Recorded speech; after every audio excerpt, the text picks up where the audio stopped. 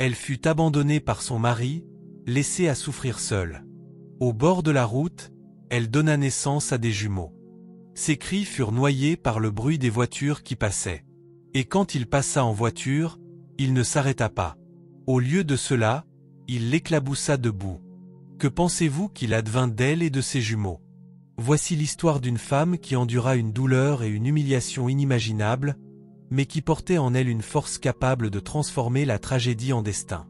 Bonjour, famille. Bienvenue à nouveau. Avant de commencer, j'ai une petite demande sincère.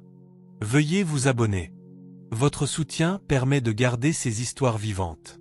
Chaque fois que vous cliquez sur ce bouton, vous nous aidez à partager des voix qui autrement seraient oubliées et des histoires qui méritent d'être entendues. Et dans les commentaires, dites-nous d'où vous regardez. Parce qu'ensemble, nous ne faisons pas que raconter des histoires. Nous maintenons l'espoir en vie. La maison était silencieuse ce soir-là. Trop silencieuse. Emily Carter était assise près de la fenêtre du salon luxueux, ses mains posées sur son ventre gonflé. Enceinte de 8 mois de jumeaux, son corps souffrait sous le poids. Mais ce qui faisait encore plus mal, c'était le silence, celui qui portait le rejet. Michael Carter, son mari, était encore en retard. Il était toujours en retard ces derniers temps. Réunions, dîners, voyages d'affaires. Emily avait cessé de poser des questions. Chaque fois qu'elle demandait, ses réponses devenaient plus courtes, plus froides. Son téléphone vibra. Un message de son amie. Anna, j'ai vu Michael au Grand Lounge ce soir. Il n'était pas seul. Clara était avec lui, encore. La gorge d'Emily se serra. Clara Reynolds. Ce nom était devenu un poignard dans sa poitrine. Elle avait entendu des rumeurs, des chuchotements, et même vu des photos en ligne. Michael riant, tenant la main de Clara, agissant comme si Emily n'existait pas. Le bruit de la porte d'entrée qui claquait la tira de ses pensées. Les pas de Michael résonnèrent dans le couloir, confiants et insouciants. Michael, appela Emily, essayant de garder une voix calme. Il entra dans la pièce, grand, impeccable dans son costume coûteux, sentant légèrement un parfum qui n'était pas le sien. Son visage était beau, presque trop parfait, mais la chaleur qu'elle avait autrefois aimée avait disparu. Ses yeux étaient froids, comme ceux d'un étranger. « Tu es encore en retard », murmura Emily. Michael jeta ses clés sur la table et desserra sa cravate. « Et alors ? Je ne te dois rien. » Une explication. Les lèvres d'Emily tremblèrent. « Je suis ta femme et je porte tes enfants. Ne mérite-je pas un peu de respect ?» Michael rit. Un son tranchant, blessant. « Du respect, Emily ? Regarde-toi. Tu es pathétique. Toujours à te plaindre, toujours à demander de l'attention. Tu crois que c'est attirant ? » Ses mains agrippèrent le bras du fauteuil. « Je ne suis pas pathétique. Je t'ai soutenu, Michael, à travers tout. J'ai abandonné mes propres rêves pour ce mariage. Tout ce que j'ai demandé, c'est que tu sois là, pour moi, pour nous. » Michael s'approcha, son expression empreinte de mépris. « Des rêves ? Tu n'avais pas de rêve, Emily. Tu n'étais rien quand je t'ai rencontrée. Juste une fille de petite ville qui a eu de la chance quand j'ai décidé de t'épouser. Ne te fais pas d'illusions. Tu n'aurais pas cette maison, ces vêtements, rien sans moi. » Les larmes montèrent aux yeux d'Emily, mais elle refusa de les laisser couler. « Tu m'as aimé autrefois. »« Je pensais t'aimer, » ricana-t-il. « Mais maintenant, tu m'ennuies. Tu es faible, inutile, et pire encore, embarrassante. Sais-tu ce que les gens disent dans mon dos ? Que j'ai épousé en dessous de mon rang. Que ma femme est une malade, instable, qui n'a pas sa place dans la haute société. » La voix d'Emily se brisa. « Ce sont des mensonges, Michael. Des mensonges que tu as semés. » Il esquissa un sourire, ajustant ses boutons de manchette. « Bien sûr que ce sont des mensonges. Mais les gens croient ce que je veux qu'ils croient. Et ce qu'ils croient, c'est que Clara Reynolds est la femme digne de moi, pas toi. » Son cœur s'effondra. « Clara !»« Oui, Clara, » dit Michael, son ton empreint de cruauté. « Elle est tout ce que tu n'es pas. Belle, confiante, issue d'une vraie famille avec du vrai argent. Quand je suis à côté d'elle, je n'ai pas honte. Avec toi, tu me tires vers le bas. Tu me fais paraître petit. Émilie secoua la tête, incrédule. Comment peux-tu me dire ça? Je suis ta femme. Je porte tes enfants. Des enfants que je n'ai jamais voulu, lâcha-t-il. Tu crois que j'ai demandé des jumeaux? Plus de bouches à nourrir? Plus de distractions? Plus de raisons pour que les gens se moquent de moi? Je ne les veux pas, Émilie. Je ne te veux pas. Et j'en ai fini de faire semblant. Émilie octa, comme s'il l'avait frappé. Michael, s'il te plaît, ne dis pas ça. Ne m'abandonne pas maintenant.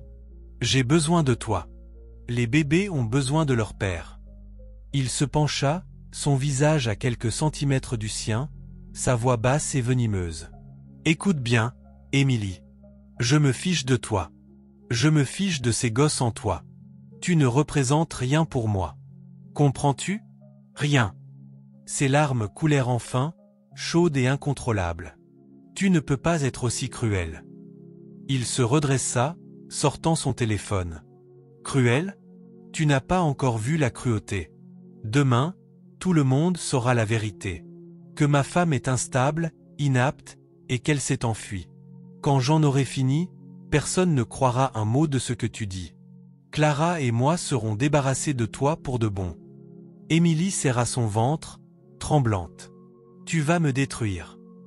Michael lui adressa un sourire froid. C'est le plan. La pièce sembla plus froide que l'hiver. Émilie tenta de se lever, mais une douleur la traversa. Les bébés bougeaient violemment, comme s'ils réagissaient à la tension. Michael, cria-t-elle. Je crois que les bébés arrivent. S'il te plaît, aide-moi. J'ai besoin d'aller à l'hôpital. Il la regarda avec dégoût. Ne m'entraîne pas dans ton drame. Appelle une ambulance si tu veux, ou mieux encore, rampe jusqu'à l'hôpital toi-même. J'en ai fini avec toi. Et dans l'acte le plus cruel, il marcha vers la porte, l'ouvrit grand et pointa dehors. Sors, Émilie. Hors de ma maison. Tu n'as plus ta place ici. Émilie se figea. Tu me jettes dehors maintenant, la nuit, alors que je suis en travail. Les yeux de Michael étaient morts. Oui, peut-être que tu comprendras enfin. Tu n'as jamais été désiré. Le claquement de la porte derrière elle fut comme une sentence de mort. Émilie trébucha dans la nuit froide, serrant son ventre. Ses cris furent engloutis par l'obscurité. Ses douleurs de travail devinrent plus aiguës, et les rues s'étendaient à l'infini devant elle.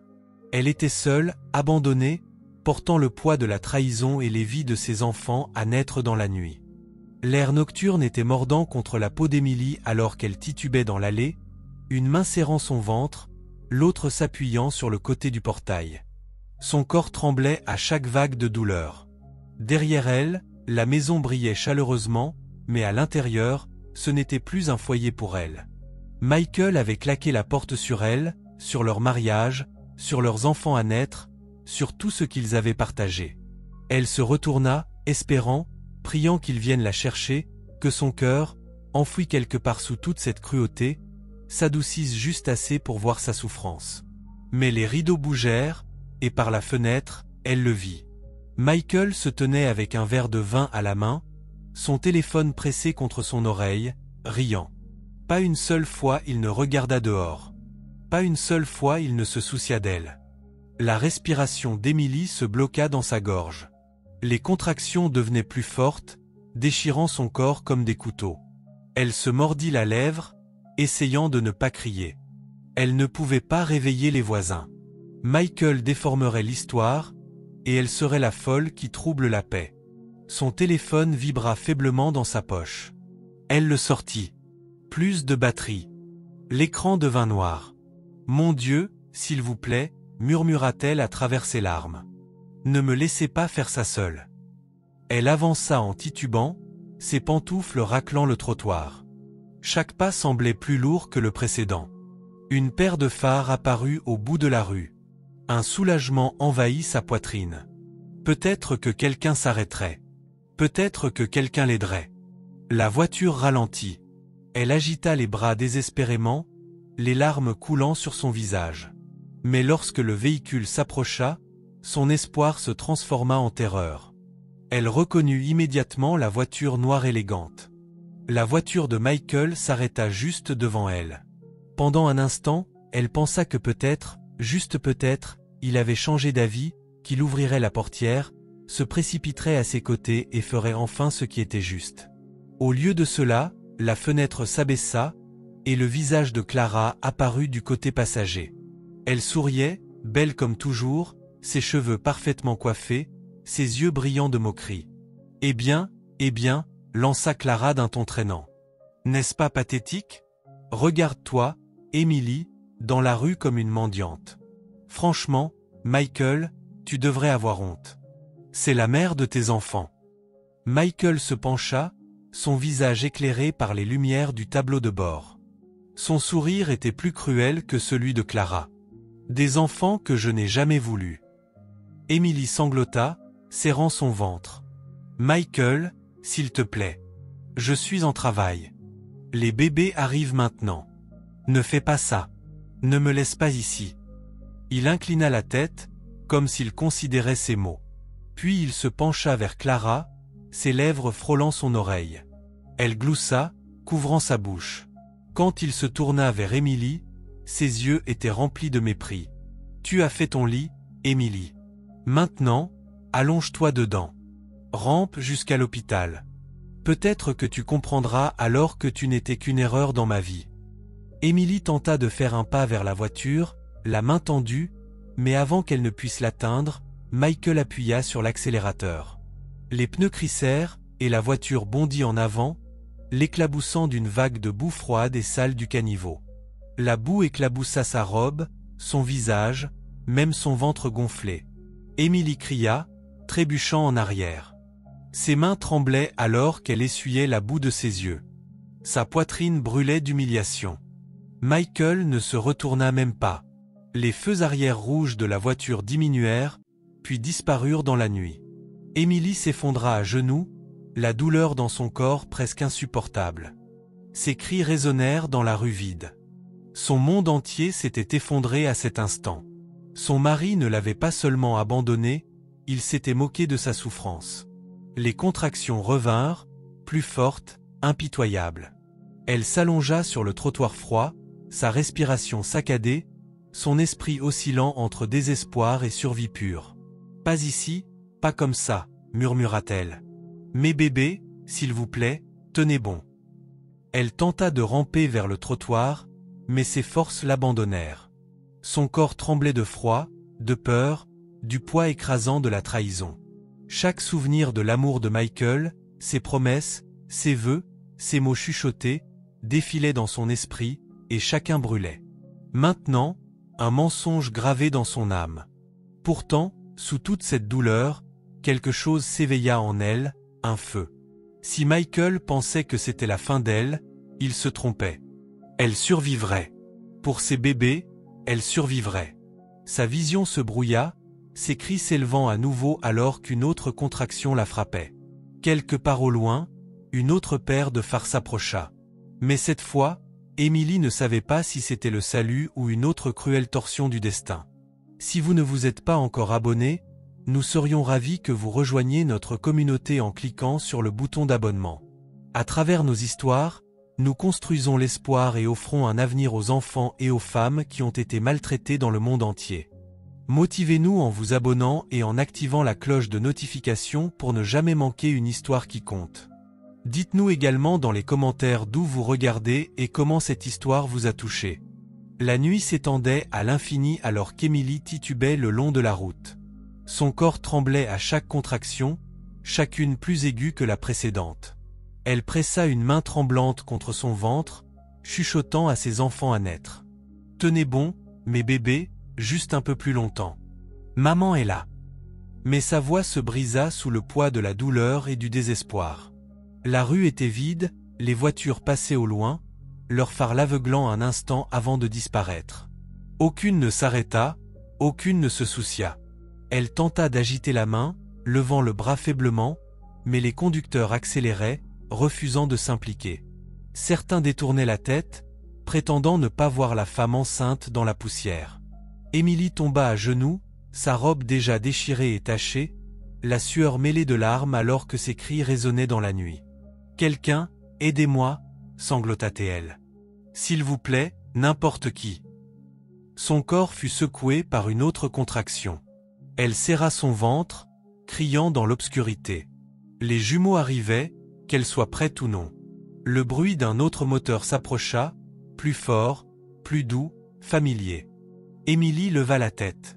L'espoir vacilla dans son cœur brisé, puis elle se figea. C'était la voiture de Michael. La berline noire élégante ralentit, les phares éclairant sa petite silhouette. Pendant un instant, elle pensa, il est revenu. Il est venu pour moi. Sa main se leva vers la voiture. Michael, cria-t-elle. S'il te plaît, je ne peux pas. Je ne peux pas faire ça seule.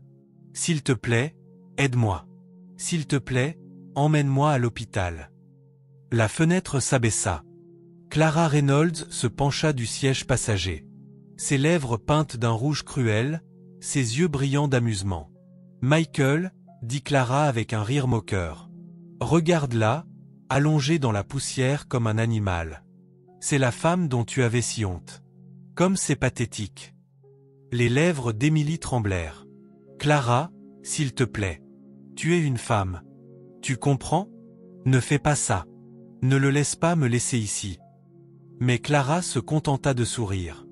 Tu n'es déjà rien, Émilie. Après ce soir, tu seras moins que rien. Michael se pencha, posant son bras nonchalamment sur le volant. Son visage, éclairé par la lueur du tableau de bord, était d'abord indéchiffrable, puis ses lèvres esquissèrent un sourire plus froid que la nuit elle-même. « Émilie, dit-il lentement, sa voix dégoulinante de mépris. C'est exactement là où est ta place, par terre, dans la boue, seule. Tu n'as été qu'un poids mort, et maintenant, tu es juste la preuve que j'avais raison de te jeter dehors. » Le cœur d'Émilie se brisa. Elle cria, tendant la main vers lui. « Michael, s'il te plaît. Je suis en travail. Ce sont tes enfants. Pour l'amour de Dieu, aide-moi. » Mais Michael appuya plus fort sur l'accélérateur. La voiture bondit en avant, et une vague d'eau sale et de boue de la chaussée éclaboussa le corps d'Émilie. Cela frappa son visage, son ventre, ses bras. Elle s'étouffa, octant alors que la voiture passait à toute vitesse. Son propre mari l'avait trempée de saleté pendant qu'elle donnait naissance à ses enfants. Ses cris se transformèrent en hurlements, non seulement de douleur, mais de rage et de chagrin. « Michael, tu le regretteras. Un jour, tu le regretteras. » Mais Michael ne se retourna jamais. Le rire de Clara résonna par la fenêtre ouverte alors que la voiture disparaissait au loin. Émilie s'effondra complètement dans la poussière. Son corps tremblait violemment. Sa robe collait à sa peau, mouillée et sale. Les contractions la déchiraient comme des couteaux. Il n'y avait plus de temps. Le premier bébé arrivait. Avec des mains tremblantes, Émilie poussa et cria. Sa voix était rauque et désespérée. Ses doigts griffaient la terre, saisissant des poignées de poussière alors qu'elle poussait de toutes ses forces restantes. Les minutes s'étiraient comme des heures. La douleur était insupportable. Une tempête déferlait dans son corps brisé. Elle pensa qu'elle pourrait mourir là, sous les étoiles cruelles. Mais alors, à travers ses larmes, elle l'entendit. Un cri, faible, fragile, mais réel. Émilie tira le petit corps glissant dans ses bras, l'enveloppant contre sa poitrine. C'était un garçon. Ses cris étaient faibles, sa respiration superficielle. « Non, non, s'il te plaît » sanglota Émilie, le berçant doucement. « Reste avec moi, mon amour. Maman est là. S'il te plaît, ne me quitte pas. » Avant qu'elle ne puisse reprendre son souffle, une autre vague de douleur la frappa. Le deuxième bébé arrivait. Son corps se convulsa, la forçant à pousser à nouveau. Sa voix s'érailla alors qu'elle criait dans la nuit, ses ongles s'enfonçant dans la terre. Enfin, après ce qui sembla une éternité, le deuxième enfant glissa dans le monde. Une fille, forte, bruyante, ses cris perçant l'obscurité. Émilie serra les deux bébés contre sa poitrine. Son cœur se gonfla d'amour. Même alors que son corps s'effondrait d'épuisement, l'un des enfants respirant à peine, l'autre fort et défiant. Des jumeaux nés dans la poussière, baptisés dans la douleur et l'humiliation. Émilie pressa ses lèvres sur leur petit front. « Je le jure, murmura-t-elle à travers ses larmes.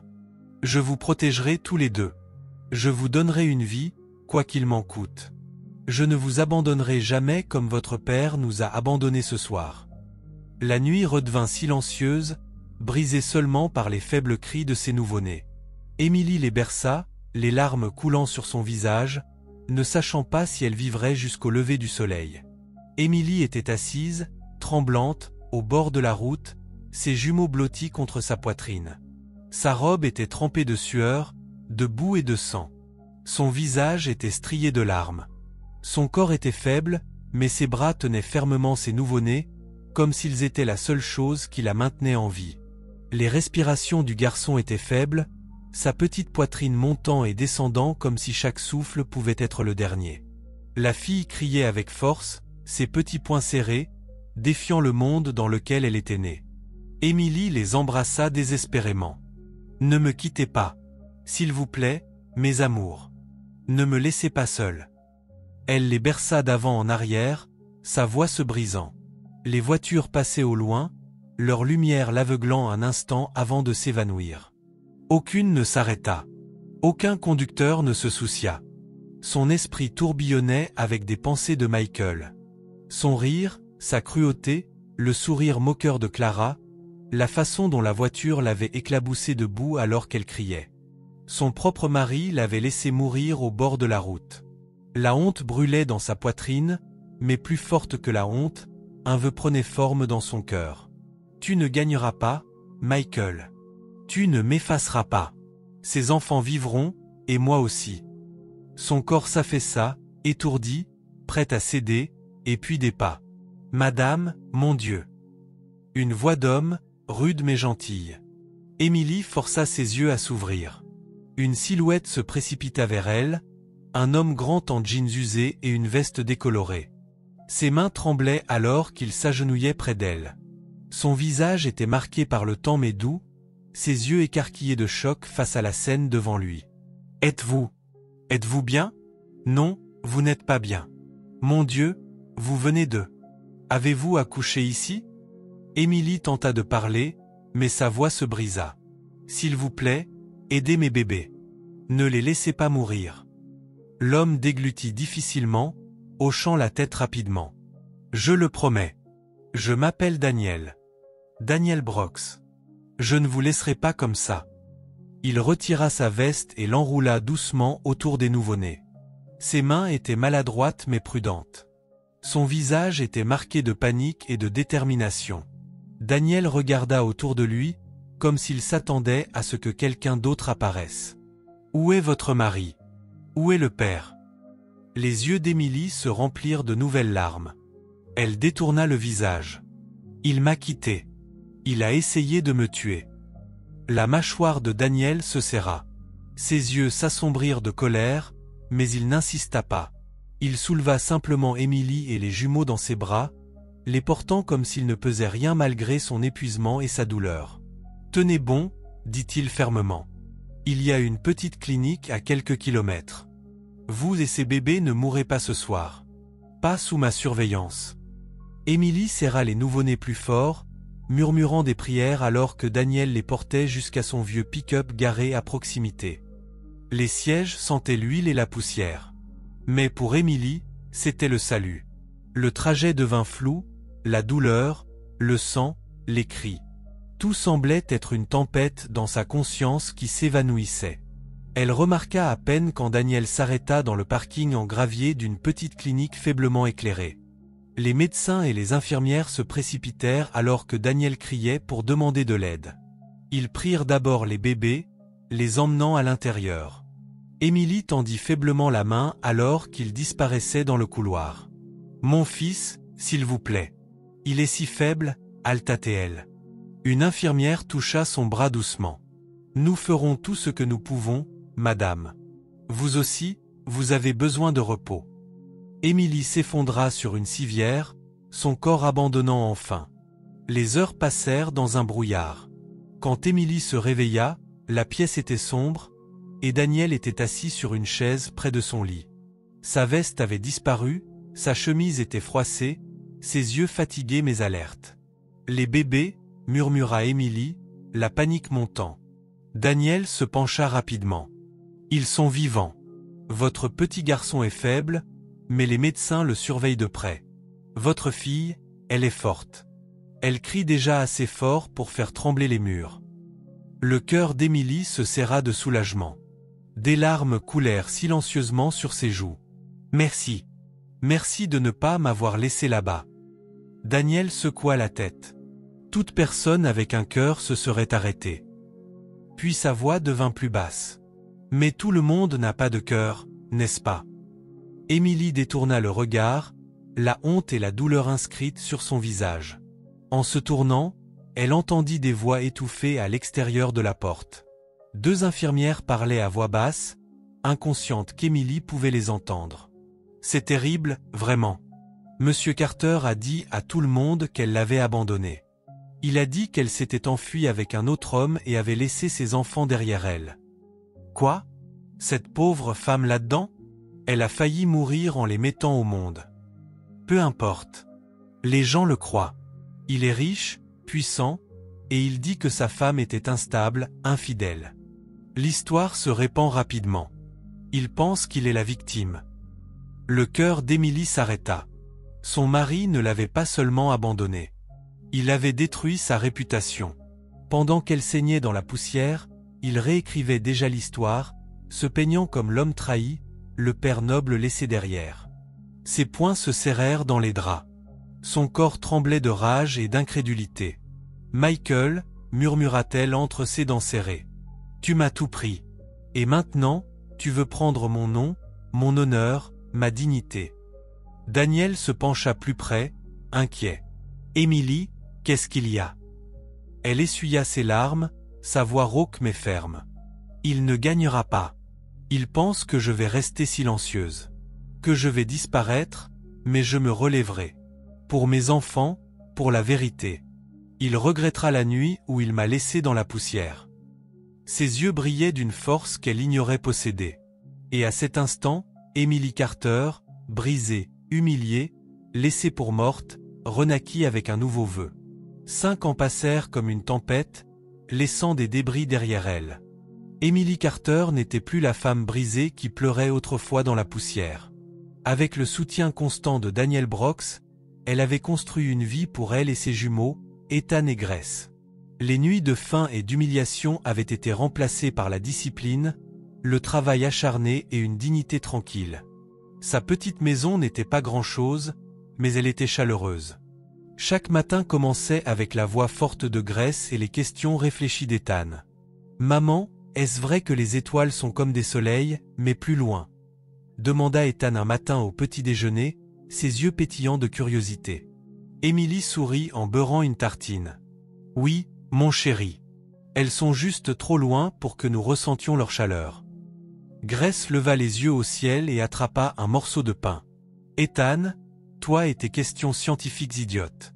Qui se soucie des étoiles? Je veux être célèbre ici sur Terre. » Émilie rit doucement. Grace lui ressemblait tellement. Volontaire, ardente, refusant d'être réduite au silence. Ethan, bien que fragile de santé, portait l'éclat d'un esprit bien plus mature que son âge. Daniel venait souvent. Il n'était pas riche, mais son cœur valait de l'or. Il réparait des choses dans la maison, emmenait Ethan chez le médecin et faisait rire Grace avec ses blagues ringardes. Émilie lui devait plus que les mots ne pouvaient exprimer. « Tu es plus forte que tu ne le penses », lui dit Daniel un soir alors qu'il se tenait dehors, regardant les enfants jouer. « Il y a 5 ans, je pensais que tu ne survivrais pas à cette nuit. Mais regarde-toi maintenant. Tu as construit quelque chose à partir de rien. » Les yeux d'Émilie s'adoucirent. « Je ne l'ai pas fait seul. Tu étais là. » Il secoua la tête. « J'ai juste ouvert une porte. C'est toi qui l'as franchie. » Alors que la vie d'Émilie s'était lentement relevée des cendres, celle de Michael Carter avait commencé à s'effondrer. Michael avait épousé Clara Reynolds quelques mois après avoir abandonné Émilie. Leur mariage fut l'événement de la ville, fastueux et excessif, mais l'argent et la beauté ne pouvaient masquer le poison en dessous. Clara était rusée, manipulatrice et autoritaire. Elle traitait Michael non pas comme un mari, mais comme une marionnette. Et Michael, obsédé par le pouvoir et les apparences, la laissait tirer les ficelles. À la maison, leur dispute faisait trembler les murs. « Tu es un idiot, Michael !» cria Clara une nuit, fracassant un verre sur le comptoir. « Tu t'es fait des ennemis partout. Tu crois que ton empire peut durer avec autant de corruption ?» Michael la fusilla du regard, se versant un autre verre. « Ne me fais pas la leçon, Clara. Tu n'es pas une sainte. La moitié des accords que j'ai faits, c'était parce que tu voulais ton nom dessus. » Clara sourit froidement. « Et la moitié de tes échecs sont dus à ta faiblesse. Tu n'es rien sans moi. » Michael serra la mâchoire. Il détestait ces mots, mais au fond, il craignait qu'ils soient vrais. Son empire commercial, autrefois admiré, s'effondrait sous les scandales et les enquêtes. Les anciens alliés lui tournaient le dos, murmurant sur la fraude et la trahison. Pourtant, Michael s'accrochait à son arrogance. Il se disait intouchable. Les mondes d'Emily et de Michael étaient destinés à se croiser à nouveau. Un après-midi, Emily fut convoquée à une réunion dans un petit café. Elle gérait une modeste boutique de vêtements avec l'aide de Daniel et de quelques femmes locales. Elle cousait des vêtements à la main, simples mais beaux, faits avec amour. Le bienfaiteur qui avait remarqué son travail était Monsieur Jonathan Reed, un riche homme d'affaires connu pour investir dans de petites entreprises prometteuses. « Madame Carter », dit-il chaleureusement en lui serrant la main. « J'ai observé votre boutique. Vous avez construit quelque chose de remarquable. Pas seulement des vêtements, mais une histoire. De la force, de la résilience, de la dignité. Les gens veulent cela. » Emily cligna des yeux, incertaine de la réponse. « Je voulais seulement subvenir aux besoins de mes enfants et des femmes qui travaillent avec moi. Elles ont besoin d'une chance. » Jonathan sourit. « Exactement. Vous avez transformé la tragédie en entreprise. Je veux investir. Je veux développer votre marque. La faire connaître dans toute la ville. Voulez-vous me laisser vous aider à vous élever ?» La gorge d'Emily se serra. Les larmes lui montèrent aux yeux. Pendant des années, elle avait lutté pour survivre.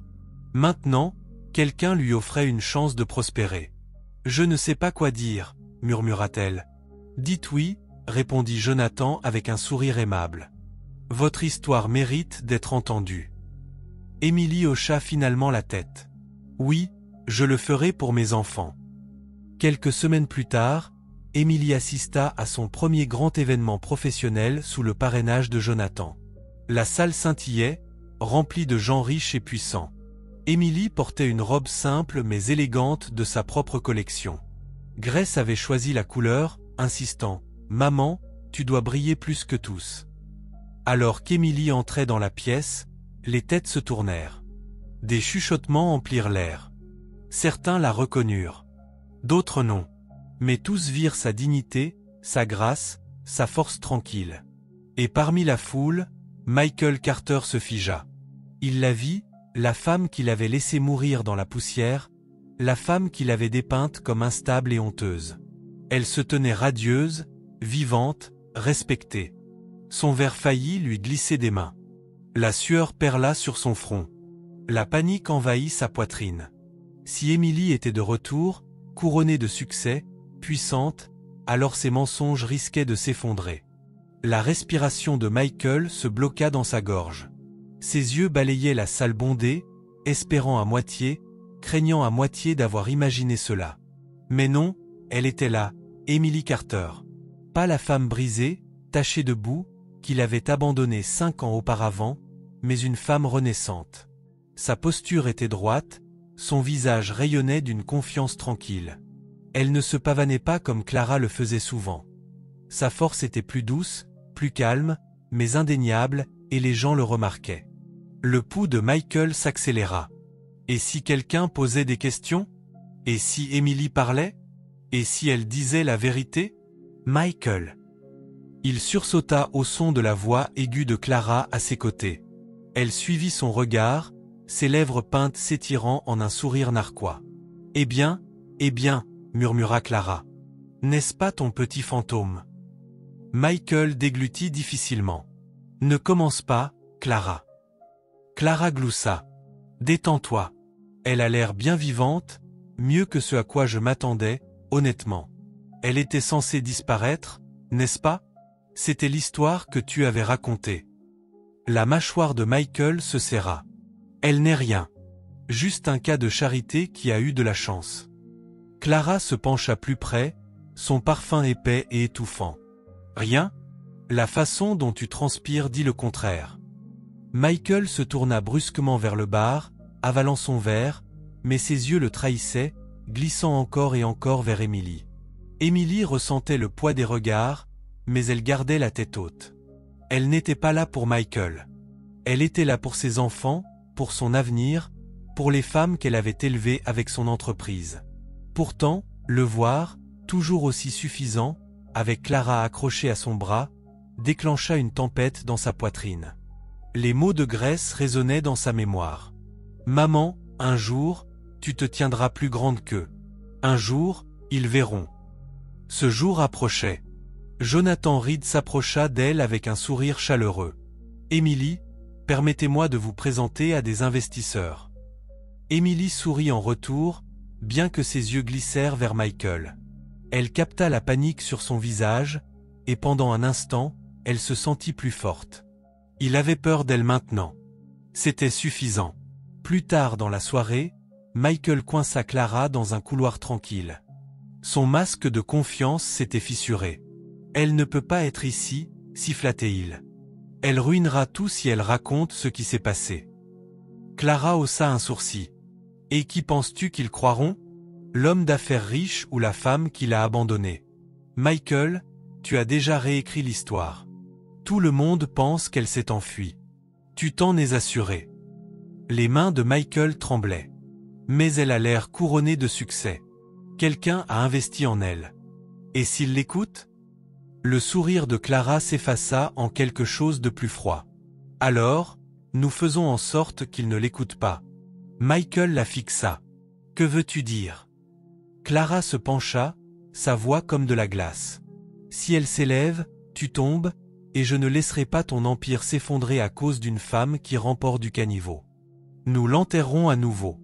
Cette fois, si profondément qu'elle ne reviendra pas. L'estomac de Michael se noua, mais les mots de Clara le tenaient comme des chaînes. Il savait qu'elle était sérieuse. Clara était toujours sérieuse. Pendant ce temps, Emily sortit sur le balcon pour prendre l'air. Le ciel nocturne était clair, les lumières de la ville scintillant comme des étoiles. Elle respira profondément, essayant de se stabiliser. La voix de Daniel résonna dans sa mémoire. « Tu as construit quelque chose à partir de rien. N'aie pas peur de te tenir dans la lumière. » Elle posa une main sur son cœur. « Je n'ai plus peur, » murmura-t-elle. Mais à l'intérieur de la salle, Clara répandait déjà son venin. Elle chuchotait aux investisseurs, laissait tomber des allusions à un scandale, questionnait le passé d'Emily.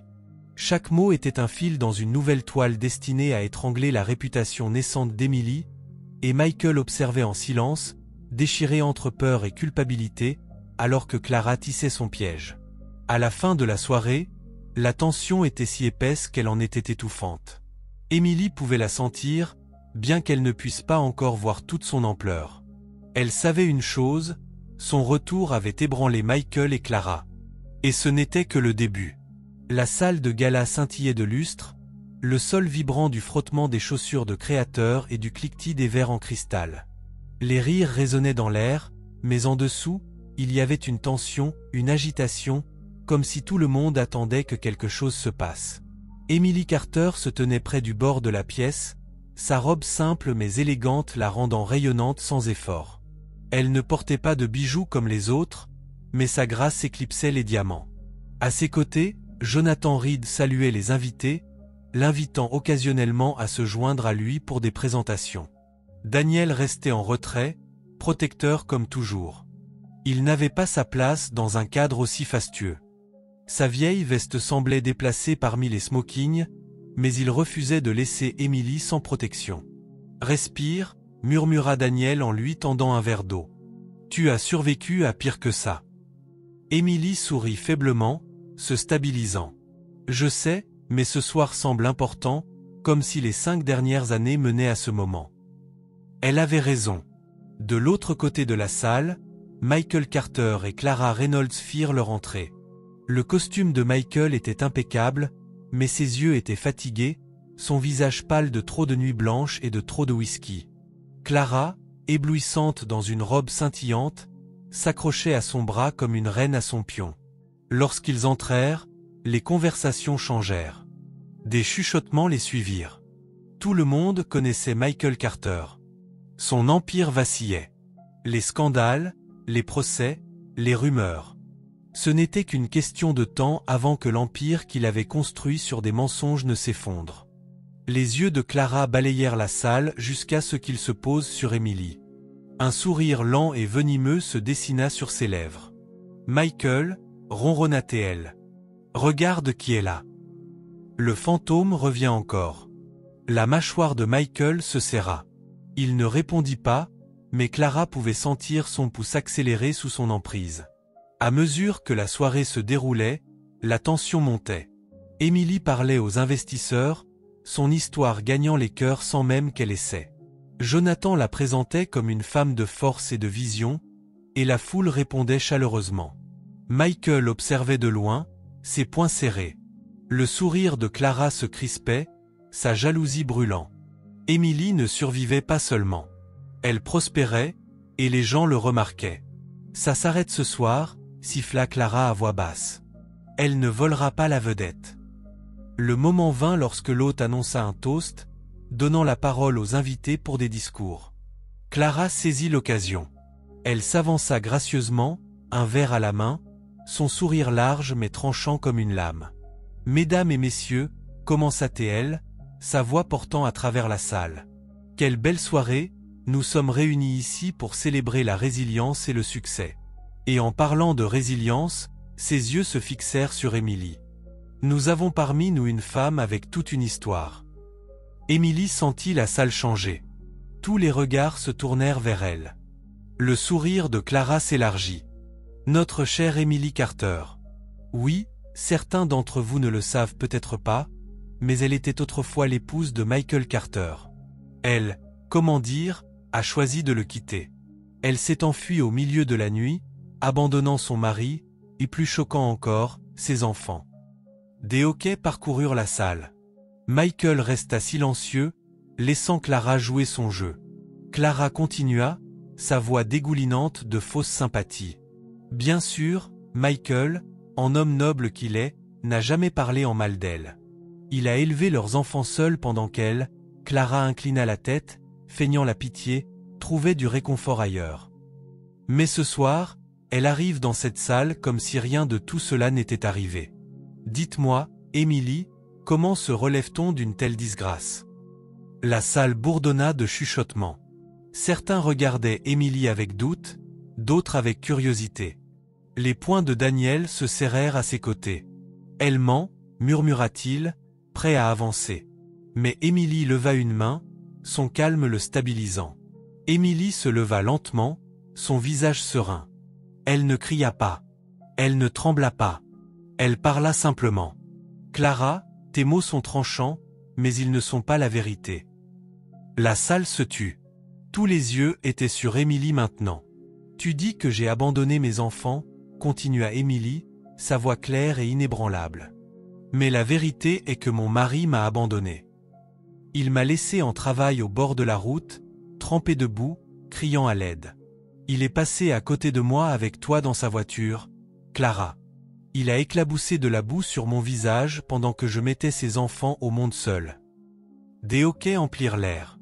Les gens se tournèrent vers Michael, dont le visage se vida de couleur. Clara rit légèrement. « Comme c'est pratique. »« Et où est ta preuve, Émilie? Tu espères qu'on te croira sur parole plutôt que lui ?» Émilie hocha lentement la tête. « J'attendais cette question, et je suis venue préparer. » Elle fit un geste vers le côté de la salle. Une porte s'ouvrit. Daniel s'avança, suivi de 2 médecins de la petite clinique où Émilie avait accouché. Ils portaient des dossiers, des registres, des témoignages. Cet homme, dit Émilie, sa voix se brisant légèrement d'émotion, m'a trouvé dans la poussière cette nuit-là. Il m'a porté, moi et mes bébés, jusqu'à une clinique quand personne d'autre ne s'arrêtait. Ces médecins m'ont soigné, moi et mes jumeaux nouveau-nés. Ils peuvent témoigner que j'ai été abandonné, non par choix, mais par cruauté. Les médecins hochèrent fermement la tête. L'un brandit une déclaration signée. L'autre confirma, elle a failli mourir cette nuit-là. Nous nous en souvenons tous, elle a accouché dans la poussière. La foule murmura, le choc se propageant comme un incendie. Le sourire de Clara vacilla, mais elle força un rire. Les médecins peuvent être payés. Les témoins peuvent mentir. Émilie inspira profondément. Alors peut-être écouterez-vous Jonathan Reed. Jonathan, le riche bienfaiteur, s'avança. Sa voix était calme, mais ses mots étaient tranchants. Michael Carter, dit-il en se tournant vers lui. Vous souvenez-vous de moi? Vous devriez. Vous m'avez autrefois supplié pour mon investissement. Je vous ai fait confiance avec des millions. Mais ce soir, j'ai appris la vérité. Pendant que vous prétendiez être une victime, vous avez laissé votre femme mourir. Vous avez menti à tout le monde, y compris à moi. Le visage de Michael se tordit de panique. Jonathan, vous ne comprenez pas. Jonathan leva une main, le faisant taire. Non, je comprends parfaitement. J'ai investi dans un lâche. Mais maintenant, je vais investir dans une survivante. L'histoire d'Émilie est une histoire de force, pas de tromperie. Dès ce soir, tous les liens que j'avais avec vous sont rompus. Mon soutien futur appartient à elle. La salle explosa, certains applaudirent, d'autres chuchotèrent avec incrédulité, mais tous les regards s'étaient tournés. La marée avait changé. Michael recula, la sueur coulant sur ses tempes. S'il vous plaît, Jonathan, vous ne pouvez pas. Mais Clara retira son bras de lui, ses yeux brillants d'un délice cruel. Tu vois, Michael, murmura-t-elle assez fort pour que ceux à proximité l'entendent. C'est ce que j'ai toujours su qu'il arriverait. Tu es faible. Pathétique. Pensais-tu que je t'aimais? Non, j'aimais ton argent. Et maintenant, il est parti. Le cœur de Michael s'effondra. Clara, ne fais pas ça. Mais Clara se contenta de rire. Un son moqueur et tranchant. J'attendais ce jour pour te voir tomber, et maintenant, tu n'es rien, moins que rien. Elle lui tourna le dos, s'éloignant avec un sourire alors que la foule octait face à sa trahison. Michael tituba, son empire s'effondrant en une seule nuit, ses mensonges exposés, sa richesse s'évaporant, et maintenant sa maîtresse partie. Il était seul. Émilie se tenait droite, ses enfants observant depuis le côté de la salle où Daniel les gardait en sécurité. Les yeux de Grace brillaient de fierté. Le sourire d'Ethan était discret mais lumineux. Émilie ne se réjouit pas. Elle ne frappa pas Michael alors qu'il était à terre. Elle marcha simplement vers ses enfants, sa voix calme et ferme. « Je vous l'ai dit », murmura-t-elle pour elle-même. La vérité gagne toujours. Elle prit la main d'Ethan dans une main, celle de Grace dans l'autre. Ensemble, ils traversèrent la salle, passant devant Michael, qui se tenait figé, humilié, brisé. Elle ne le regarda pas. Elle n'en avait pas besoin. Sa dignité était l'arme. Sa survie, la victoire. Alors que les portes s'ouvraient et qu'Émilie sortait dans la nuit avec ses jumeaux, la morale de son histoire pesait lourd dans l'air. La cruauté peut gagner un instant, mais la vérité et la résilience surpassent la trahison. Michael Carter, autrefois puissant et intouchable, se tenait maintenant en ruine. Et Emily Carter, autrefois abandonnée dans la poussière, s'éloigna triomphante avec ses enfants, sa dignité et son destin intacts.